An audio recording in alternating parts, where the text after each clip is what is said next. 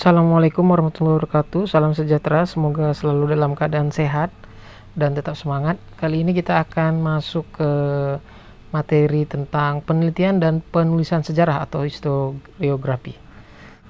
Nah, di sini kita akan melihat peta konsep dari penelitian sejarah. Ya, di sini kita akan melihat ada dasar penelitian yang berisi tentang pengumpulan informasi, heuristik, verifikasi, dan interpretasi, yang akan mengkaji tentang sumber sejarah ya, yang terdiri dari bukti, fakta, artefak, fakta mental dan sosial yang berwujud dalam bentuk peninggalan sejarah, monumen, peringatan. Kemudian kita juga melihat prinsip-prinsip penelitian itu juga mengkaji tentang pelaku dan saksi sejarah, tempat dan latar belakang, pengaruh dan akibat peristiwa sejarah ya, berwujud peninggalan sejarah berupa monumen peringatan. Nanti akan menghasilkan penyusunan kronologi. Ini adalah peta konsep dari penelitian sejarah. Nah, kita mulai dari yang pertama, yaitu pengertian bukti, sumber, dan fakta sejarah. Sumber sejarah di sini ada tertulis, lisan, dan benda. Sumber sejarah yang pertama itu sumber tertulis ya, sumber sejarah yang diperoleh melalui peninggalan tertulis seperti prasasti, dokumen atau naskah dan lain-lain. Kemudian ada sumber lisan ya, itu berisi keterangan langsung dari orang-orang yang mengalami peristiwa sejarah tersebut. Kemudian sumber benda, yaitu sumber sejarah yang diperoleh dari peninggalan benda-benda kebudayaan, misalnya kapak, gerabah, perhiasan, manik-manik dan yang lainnya. Kemudian kita masuk ke bukti sejarah. Bukti sejarah adalah segala sesuatu yang dapat memperkuat kebenaran suatu pendapat tentang proses sejarah terjadi. Contohnya naskah proklamasi kemerdekaan Indonesia yang menjadi bukti informasi Indonesia merdeka pada tanggal 17 Agustus 1945. Inilah kenapa harus diperlukannya bukti sejarah. Yang berikutnya adalah fakta sejarah, yaitu segala sesuatu yang menjadi kenyataan dengan berdasarkan pada bukti-bukti atau atas situs sejarah yang ditemukan. Nah, kita masuk ke berikutnya, yaitu bukti dan fakta dapat diketahui melalui dua sumber asalnya, yaitu bukti dan fakta dari sumber primer. Bukti dan fakta tentang peristiwa sejarah yang diuraikan oleh para pelaku atau saksi yang mengalami suatu peristiwa sejarah. Jadi ini langsung dari pelaku atau saksi yang mengalami peristiwa tersebut. Kemudian ada bukti dan fakta dari sumber sekunder atau sumber yang kedua, yaitu bukti dan fakta tentang peristiwa sejarah yang diuraikan oleh seseorang yang bukan pelaku atau saksi dari peristiwa tersebut. Nah, ini biasanya kita lihat dari para sejarawan ya, yang menuliskan buku-buku sejarah. Nah, ini adalah penelitian sejarah. Di sini ada gambar atau bagan dari langkah-langkah penelitian sejarah. Mulai dari yang pertama itu tahap penelitian, ya, mencari informasi sejarah, pengumpulan sumber, kemudian ke heuristik, ya, menghimpun jejak-jejak sejarah, mengumpulkan dokumen sejarah, kemudian verifikasi, yaitu memilih kembali kebenaran data-data sejarah, kemudian interpretasi, penafsiran suatu peristiwa sejarah, kemudian ada sumber sejarah, bukti dan fakta, artefak, dan juga fakta mental dan sosial. Nah, ini adalah dasar-dasar penelitian sejarah. Kita masuk ke pertama, yaitu langkah-langkah dalam penelitian sejarah. Nah, di sini yang pertama adalah pemilihan topik. Nah, di pemilihan topik ini, yaitu langkah pertama dalam penelitian sejarah bersifat umum, dalam arti berlaku juga untuk semua jenis penelitian, yaitu menentukan topik. Topik adalah suatu masalah yang menarik untuk diteliti. Topik yang dipilih haruslah bernilai. Dalam pemilihan topik penelitian terdapat unsur-unsur keunikan peristiwa, tidak bersifat majemuk, tidak bersifat multidimensional. Topik tersebut juga harus bersifat orisinil atau asli ya. Topik yang diteliti merupakan sebuah upaya pembuktian baru atau interpretasi baru yang terkait dengan perkembangan historiografi dan teori metodologi ilmu sejarah. Topik yang dipilih juga harus praktis. Sumber-sumber sejarah yang dibutuhkan dalam penelitian mudah untuk dijangkau, memiliki signifikansi antara fakta dan argumentasi, serta memiliki validitas sumber fakta dan argumentasi. Kemudian topik harus memiliki kesatuan ide antara nilai, orisinalitas, dan kepraktisan dalam proses pemilihan topik. Nah, ini adalah hal-hal yang harus diperhatikan dalam pemilihan topik. Nah, ini adalah kesalahan dalam penentuan topik penelitian sejarah. Ada kesalahan Baconian, kesalahan terlalu banyak pertanyaan, kesalahan pertanyaan yang bersifat dikotomi. Nah, kita masuk yang pertama tentang Baconian, yaitu adalah seorang sejarawan disebut melakukan kesalahan Baconian bila ia beranggapan bahwa tanpa teori, konsep, ide, paradigma, praduga, hipotesis, atau generalisasi lainnya, penelitian sejarah dapat dilakukan. Sementara kita tidak bisa melewatkan hal-hal tersebut ya, yang menjadi hal-hal yang penting dalam penelitian sejarah. Kemudian yang kedua adalah kesalahan terlalu banyak pertanyaan. Nah, kesalahan ini dilakukan oleh seorang peneliti dengan mengajukan banyak pertanyaan sekaligus mengenai beberapa hal dalam pemilihan topik.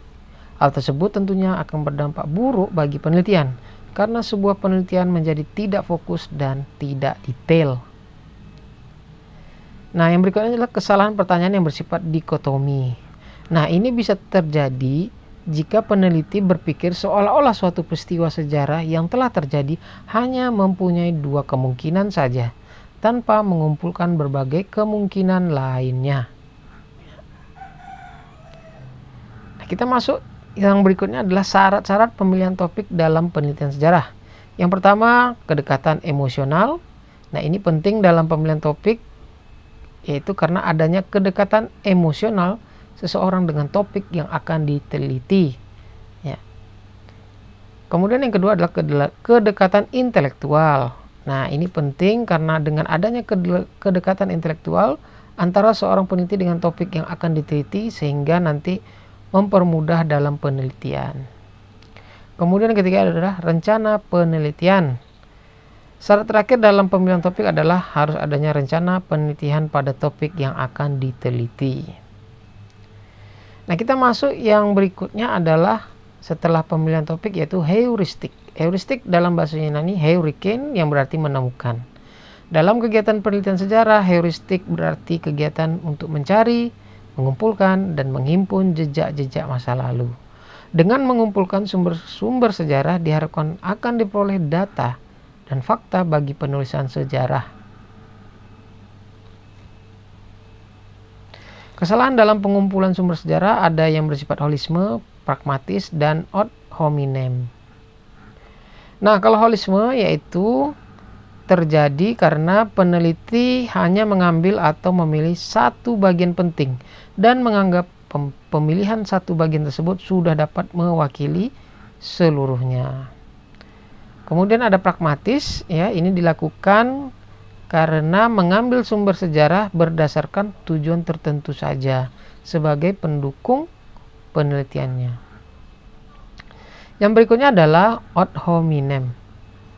Ini terjadi karena peneliti hanya mengambil atau memilih narasumber sebagai sumber sejarah dengan berdasarkan otoritas, profesi, pangkat, atau jabatannya saja. Kita masuk yang ketiga, yaitu verifikasi. Nah, verifikasi merupakan suatu kegiatan dalam penelitian sejarah yang dilakukan dengan cara pengujian dan penilaian terhadap sumber-sumber sejarah. Penelitian dan pengujian ini dilakukan untuk memperoleh keakuratan sumber-sumber sejarah. Penilaian meliputi dua aspek, aspek eksternal dan aspek internal. Aspek eksternal mempersoalkan apakah sumber itu merupakan sumber asli atau tiruan. Apakah sumber itu utuh atau telah diubah? Apakah sumber yang diperlukan atau bukan? Pertanyaan-pertanyaan yang berhubungan dengan aspek eksternal akan melahirkan kritik eksternal yang bertujuan untuk menguji keaslian sumber. Aspek internal berkaitan dengan persoalan apakah sumber itu dapat memberikan informasi yang dibutuhkan. Pengujian sumber tersebut dilakukan dengan cara kritik internal. Nah, ini adalah kesalahan dalam verifikasi sumber sejarah. Ada pas pro toto, totem pro parte, dan menganggap pendapat umum sebagai fakta.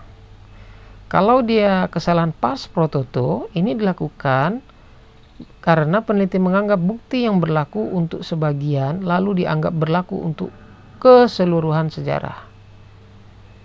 Kemudian kalau untuk kesalahan totem pro parte, ini terjadi karena peneliti mengemukakan keseluruhan dari bukti, sedangkan yang dimaksudkan adalah bukti untuk sebagian.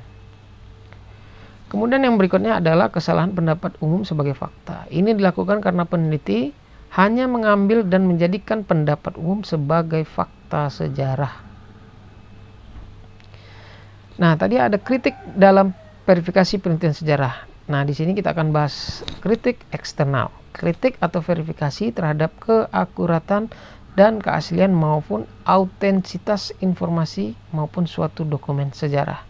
Nah, ini adalah kritik eksternal. Kemudian kritik internal adalah kritik yang dilakukan terhadap kredibilitas atau kepercayaan data yang diperoleh. Nah, yang berikutnya adalah interpretasi. Interpretasi dalam sejarah diartikan sebagai penafsiran suatu peristiwa atau memberikan pandangan teoritis terhadap suatu peristiwa. Sejarah sebagai suatu peristiwa dapat diungkap kembali oleh para sejarawan melalui berbagai sumber. Misalnya dokumen, buku, perpustakaan, berkunjung ke situs-situs sejarah atau wawancara. Data-data tersebut dikumpulkan untuk dilakukan interpretasi. Pada tahap ini, seorang sejarawan akan melakukan interpretasi atau penafsiran terhadap data yang diperoleh dari berbagai sumber. Berdasarkan data tersebut, kemudian disusunlah fakta-fakta sejarah yang telah teruji kebenarannya. Fakta yang telah tersusun kemudian dirangkai dan dihubungkan sehingga menjadi kesatuan yang selaras dan masuk akal. Nah, ini adalah penyebab perbedaan dalam interpretasi sejarah, adanya pandangan yang berbeda di kalangan sejarawan, wawasan atau pengetahuan yang terbatas, ketertarikan atau interest yang berbeda, ideologi yang berbeda, kepentingan kelompok yang berbeda, latar belakang sosial yang berbeda, tujuan penulisan yang berbeda. Nah, ini adalah kesalahan dalam interpretasi sejarah, tidak membedakan antara alasan, sebab, kondisi, dan kronologi. Ya, alasan pada sejarah penting karena dekat dengan peristiwa sejarah, sedangkan sebab jauh lebih dekat dari alasan. Kondisi merupakan latar belakang suatu peristiwa sejarah. Kronologi adalah suatu proses terjadinya suatu peristiwa dalam sejarah, sehingga alasan, sebab, dan kondisi kronologi merupakan poin penting dalam penelitian sejarah. Kemudian ada kesalahan post hoc dan propter hoc. Kesalahan ini dapat terjadi jika si peneliti berpendapat bahwa suatu peristiwa dapat terjadi karena sebab atau akibat dari peristiwa yang terjadi sebelum dan setelahnya.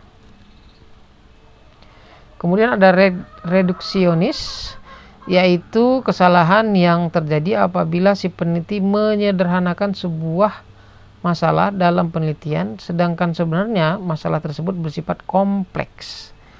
Kemudian pluralisme yang berlebihan, yaitu kesalahan ini dapat terjadi apabila si peneliti tidak menentukan faktor yang paling menentukan pada suatu peristiwa dalam sejarah. Nah, kita masuk kepada yang terakhir, yaitu historiografi. Ya, historiografi merupakan tahap terakhir dalam kegiatan penelitian sejarah. Pada tahap ini, seorang sejarawan melakukan penulisan sejarah dengan menyusun semua fakta yang telah dikumpulkan dan diuji kebenarannya. Menulis kisah sejarah bukan sekedar menyusun dan merangkai fakta-fakta hasil penelitian, tetapi juga menyampaikan ide, gagasan, serta emosi kita melalui interpretasi sejarah. Oleh karena itu, dibutuhkan kecakapan atau kemahiran dalam menulis. Baik, sekian dulu dari materi kita. Nanti kita akan lanjut di sesi atau bagian berikutnya. Terima kasih. Salam sejarah Indonesia.